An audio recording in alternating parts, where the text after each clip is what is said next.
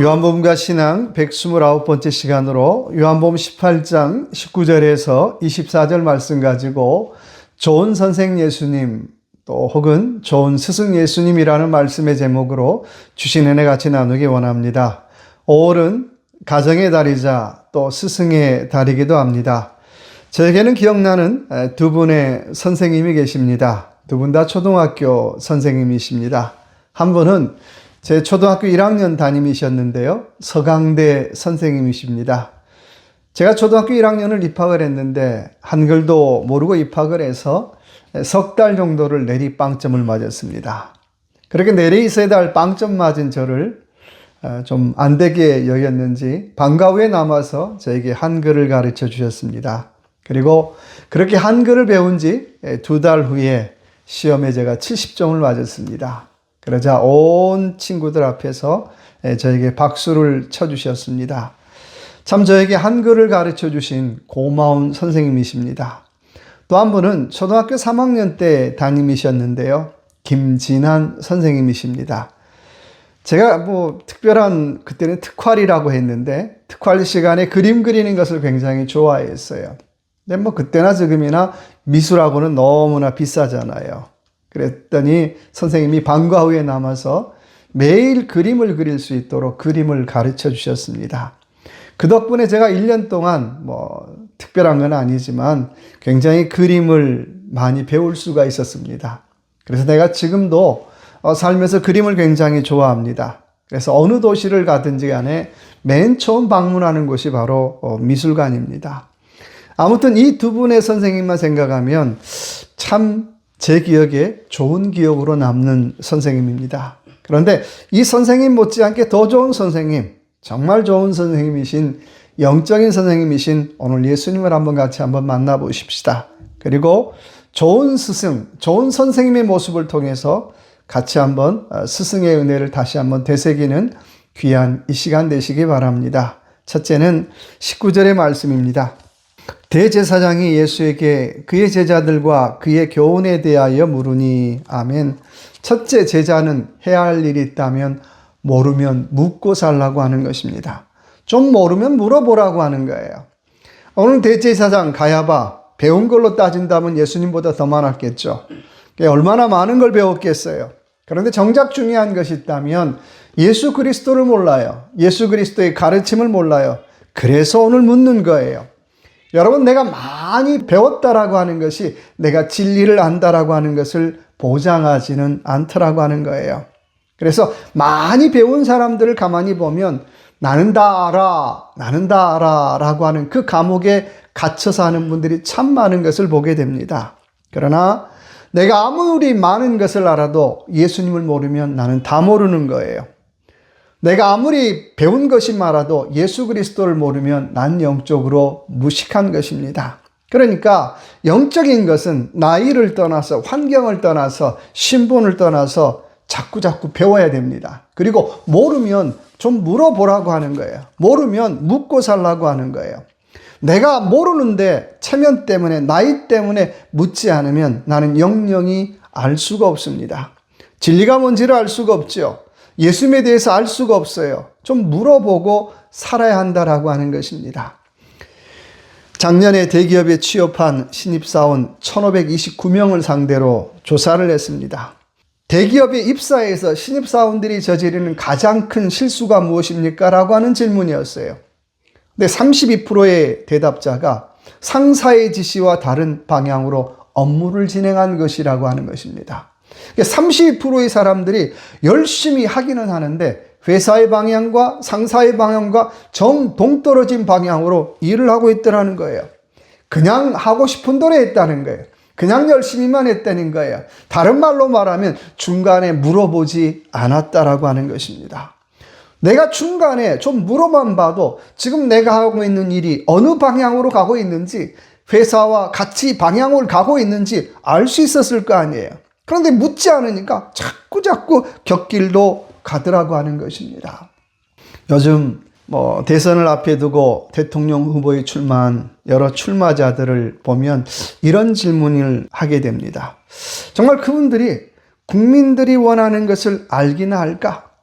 다들 나를 지지하는 사람들이 많으니까 내가 후보가 돼야 돼 라고 좀 착각하는 것 같아요. 그런데요, 좀 국민들에게 물어봤으면 좋겠어요. 정치인이지만 정치인이라고 어떻게 내가 다 알겠어요? 내가 어떻게 정치를 하면 되겠습니까? 라고 물어보라고 하는 거예요. 내가 어떻게 경제를 살리면 되겠습니까? 라고 하는 걸 좀 물어보라고 하는 것입니다. 나는 정치인이니까 나는 다 알아 라고 하는 착각에 빠지지 말고 좀 물어보라고 하는 것입니다. 잘못은 모르면서도 물어보지 않는 것이 잘못이에요. 죄는 모르면서도 물어보지 않는 것이 죄라고 하는 것입니다. 내가 모르는데 물어보지도 않으면 약도 없더라고 하는 거예요. 여러분, 신앙생활도 마찬가지잖아요. 내가 교회생활 오래 했다고 해서 그게 신앙생활은 아니잖아요. 내가 교회생활 잘했다라고 해서 그게 신앙생활 잘하는 것은 아니잖아요. 어찌 보면 그냥 교회생활한 것뿐이에요. 그러니까 좀 물어보라고 하는 거예요.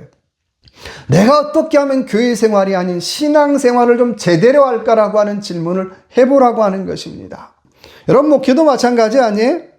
난 목사니까 다 알아가 아니라 내가 어떻게 목회해야 할지를 좀 물어보라고 하는 거예요. 물론 요즘은 물어볼 만한 좋은 선배 목사님도 부족한 것이 사실이죠. 그런데 좀 물어보고 살라는 거예요. 이제가 담임 목사님이 된 어느 목사님이 나이 드신 목사님에게 자기의 어려움을 물어봤어요. 목사님, 참 저희 교회가 재정적으로 어려운데 어떻게 하면 좋겠습니까? 이 어려운 위기를 내가 어떻게 극복할 수가 있겠습니까? 라고 질문했어요. 그랬더니 그 나이 든 목사님이 이렇게 얘기했어요.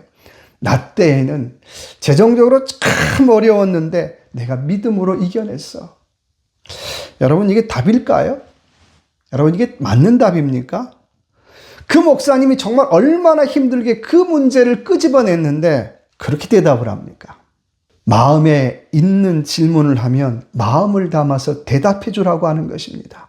나 때에는 이렇게 했는데 라고 대답하지 말라는 거예요. 내가 정답을 얘기해 주려고 하지 말고 정말 마음을 담아서 대답을 해 주라고 하는 것입니다. 더 중요한 것이 있다면 답을 해줄 때는 나도 잘 모른다라고 하는 그런 겸손한 마음을 가지고 좀 답을 해주라고 하는 거예요. 여러분, 신앙생활하면서 우리가 어떻게 다 알겠어요? 세상도 다 모르는데 영적인 거 어떻게 우리가 다 알 수 있겠어요? 그런데 중요한 것은 모르면 좀 물어보고 살라고 하는 것입니다. 두 번째는 20절의 말씀입니다. 예수께서 대답하시되 내가 드러내놓고 세상에 말하였노라. 모든 유대인들이 모이는 회당과 성전에서 항상 가르쳤고 은밀하게는 아무것도 말하지 아니하였거늘. 두 번째, 좋은 선생님 예수님은 다 가르쳐 준다는 거예요. 오늘 20절의 말씀 보니까 어느 장소에 가든지 다 오픈해서 항상 가르쳐 주신다라고 하는 거예요. 오늘 예수님의 사역을 가만히 보면 은밀하게, 스페셜하게, VIP만 이런 거 없다는 거예요. 다 가르쳐 주셨다는 거예요. 요즘 말로 말하면 유튜브 가봐. 내 강의 많아. 항상 오픈 강의를 해주셨다는 거예요. 근데 중요한 것은 그 많은 오픈 강의를 듣고도 나는 모른다라고 말하는 사람들이 많더라고 하는 것입니다. 여러분, 진리는 어렵지 않다는 거예요. 숨겨두거나 은밀하지 않다는 거예요. 오늘 예수님은 100% 이렇게 살아가고 있어. 나 이런 걸 원해. 내가 원하는 건 이런 거야 라고 하는 100% 오픈 강의를 해주셨어요. 그런데 사람들은 그런 것 같아요.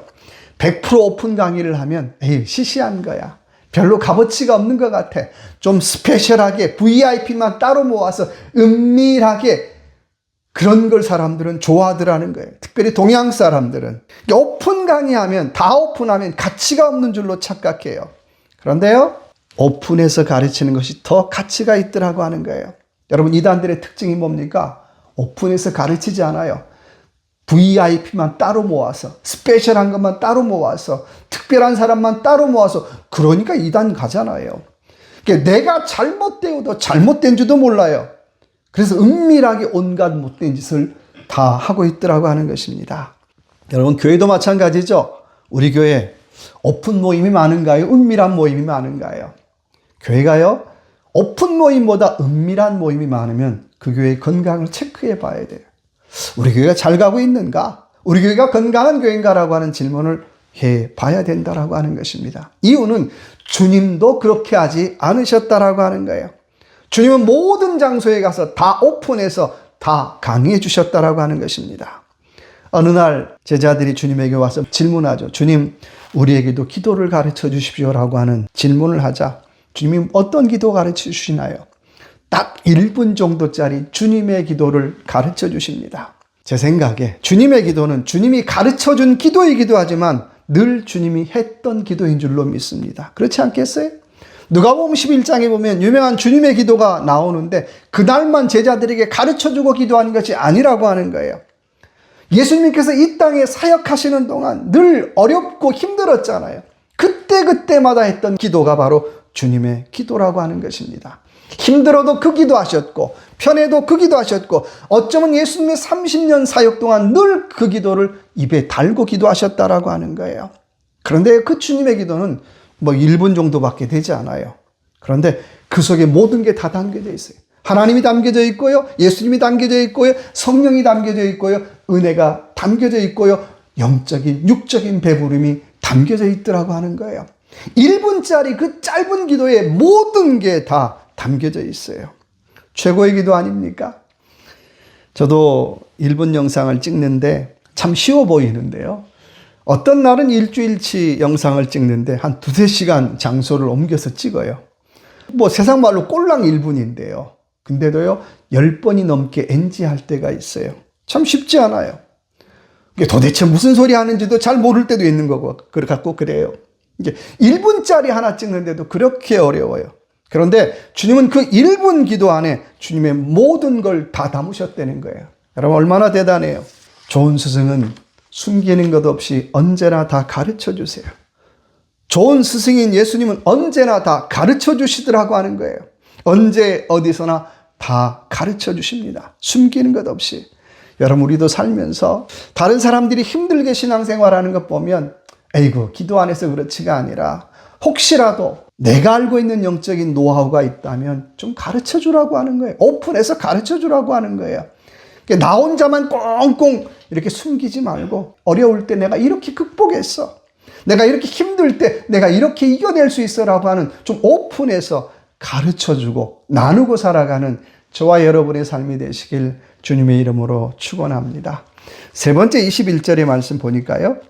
어찌하여 내게 묻느냐? 내가 무슨 말을 하였는지 들은 자들에게 물어보라. 그들이 내가 하던 말을 아느니라. 들은 자들에게 물어보라. 그들이 내가 하는 말을 아느니라. 세 번째는 제자가 선생을 증거해야 한다라고 하는 것입니다. 여러분, 어떤 제자가 좋은 제자일까요? 선생을 증거하는 제자가 좋은 제자예요. 와, 그 제자를 보니까 선생이 누구지? 역시 그 선생 잘 가르쳤네라고 하는 선생이 나타나고 증거되는 제자가 좋은 제자라고 하는 것입니다. 좋은 선생은요, 선생이 증거하는 거 아니에요. 제자가 증거하는 거죠. 이번에 어른 김장하 다큐멘터리 영화로도 나오고 우리 봤잖아요. 그분이 어디 나가서 내가 이런 좋은 선생님이다라고 얘기하지 않잖아요.